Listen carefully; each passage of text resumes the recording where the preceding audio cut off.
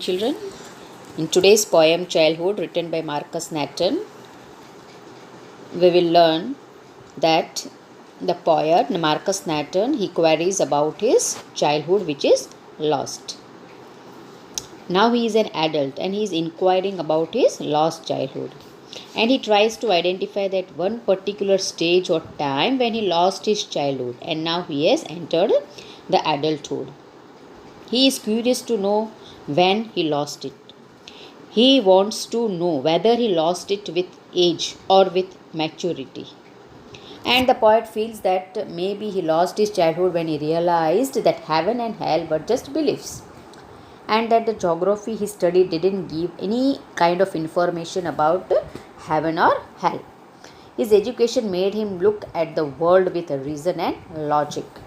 Children, when you are a child, at that time, yeah, maybe your parents or any of your relatives or nearby in the surroundings, the people, talk about heaven and hell. So at that time, when you are a child or in your childhood, we believe that these all things are heaven and hell, means they are the places where the child feels that it is a reality. But when you're the poet, when he grows and when he crosses his 11, he believes, he comes to know that heaven and hell, they were just the imaginary places. The poet inquires whether his childhood left the day when he realized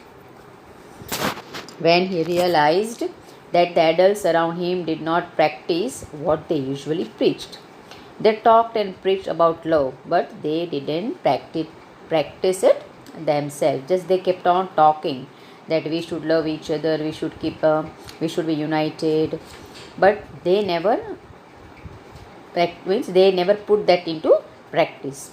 The poet realized that the loss of faith and trust could have made him lose his childhood, and he again inquires whether his childhood was lost when his mind became powerful enough and he could make his own decisions. He could have his own thoughts and opinions. He didn't have to blindly follow others, and he was free from being influenced by others. Now, when did my childhood go? Was it the day I ceased to be living? Was it the time I realized that hell and heaven could not be found in geography and therefore could not be? Was that the day? So here in the first stanza, the poet, he talks about his query about the loss of his childhood. And the poet rationalizes that he may have lost his childhood the day he ceased to be 11, or when he realized that hell and heaven were no existing places, they were just an imaginary place. And he couldn't have found any mention of hell or heaven in the geography also. And therefore, that was the day when he had lost his childhood. When did my childhood go? Was it the time I realized that adults were not all they seemed to be? They talked of love and preached of love, but did not act so lovingly. Was that day? So in the second stanza, he again realizes that the day when his childhood was lost, he feels that he lost his childhood when he found that his mind was really his own, and when he realized that his adults, they didn't put into practice what they preached. They preached about love, but they didn't act lovingly. When did my childhood go? Was it when I found my mind was really mine, to use whichever way I choose? Producing thoughts were not those of other people, but my own and mine alone. Was that the day? So the poet in this stanza, the poet feels that he lost his childhood when he found that his mind was really his own, and nobody could fill their thoughts in his mind. The poet's mind produces thoughts of his own and uses them without being influenced by other people. Where did my childhood go? It went It went to some forgotten place that's hidden in an infant's face. That's all I know. So the poet's childhood has moved to a forgotten place, and the poet feels that the presence of his lost childhood hidden in the innocent face of an infant. So in the last stanza of the poem, the poet, that is Marcus Nathan, he tells that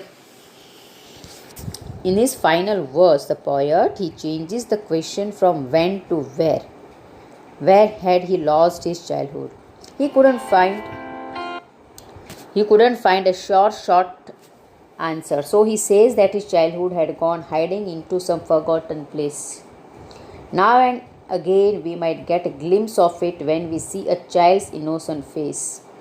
For an adult, his childhood phase is over, and an adult can only recall the memories and the moments associated with it. But at the same time, the innocence is lost. When children are small, when they are in their childhood, they are very innocent. But as they grow, that innocence is lost.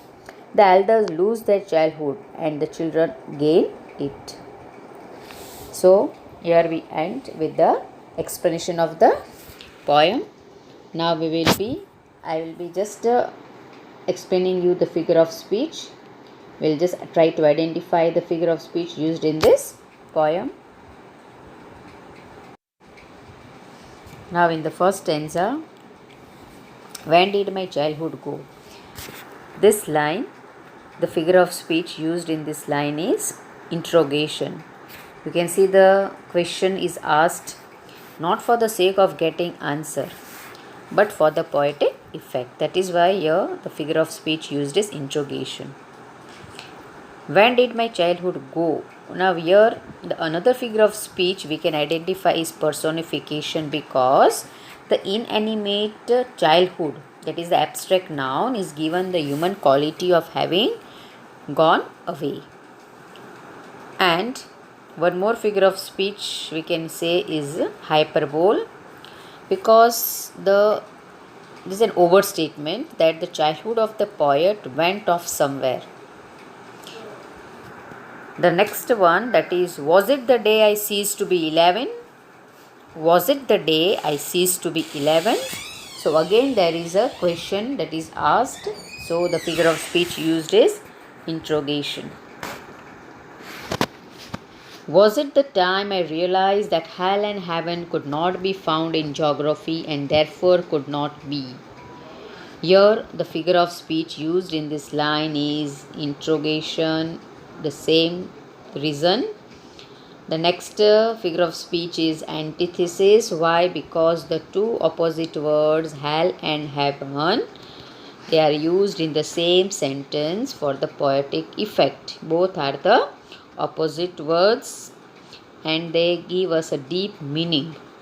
The two opposite words, and it give us a deep meaning that, and it is associated with the life. Was it the time I realized that hell and heaven? So here hell and heaven are not just two opposite words, but they also give us the two opposite ideas. That people doing wrong deeds go to hell, and people those who do good deeds, they go to heaven. Litotes is also one of the figure of speech we can say. Why? Because here in this line, and therefore could not be, here we have a negation. It is used to convey an affirmative meaning, that there is absence of any existence of hell or heaven. That in short, that there is no hell and heaven on this earth. And one more figure of speech that we can identify is, there is a repetition of the words like could not be. Could, here also in the second line we have could, not and be. So there is a repetition of the words. Now in the second stanza,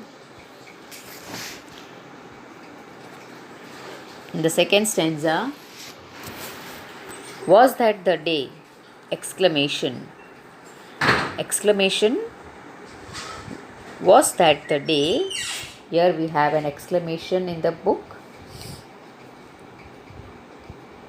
That is why it's an exclamatory. We can say that it is an exclamation figure of speech used here, because an exclamatory mark is used, or form is used for the poetic effect. Was that the day? The next one, the next stanza, the second line. Was it the time I realized that adults were not all they seemed to be?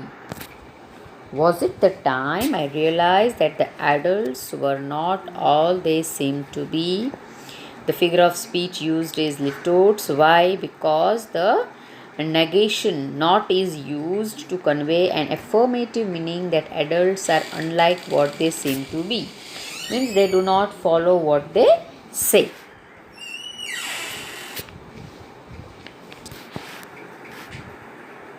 They talked of love and preached of love but did not act so lovingly. The figure of speech used in this line, again you can see that they talked of love and preached of love but did not act so lovingly. Again the figure of speech used is litotes, because the negation word not is used to convey the positive meaning that adults preach and act differently. And also we have repetition. The word love is repeated twice in the same line. Then in the next stanza, was it when I found my mind was really mine to use whichever way I choose? Here the figure of speech used is interrogation, because an interrogation mark is used, or you can say that a question is asked not for the sake of getting any answer. There's also an anastrophe which is used in this line. Why? Because there is an inversion in the construction of the sentence. Was it when I found my mind was really mine to use whichever way I choose? There is an inversion in the construction of the sentence for the poetic effect. An alliteration is also used in the words, letters like W, was, when, whichever, way. And there is a repetition of the words like was, so we can say the figure of speech used is repetition. Then producing thoughts that were not those of other people. Again we have litotes, because the negative word not is used to convey an affirmative meaning that thoughts are the poet's own and hardly it belongs to others. But my own and mine alone. Here the words, that is my own and mine. My own and mine, it gives out the same meaning. So there is an unnecessary use of the words like my own and mine, which have the same meaning. So the figure of speech is tautology. Tautology is a figure of speech in which unnecessary use of words are used in or expressed in the line, which have the same meaning. Where did my childhood go? Where did my childhood go? Again here the figure of speech is personification, because the inanimate child was given the human quality of having gone away.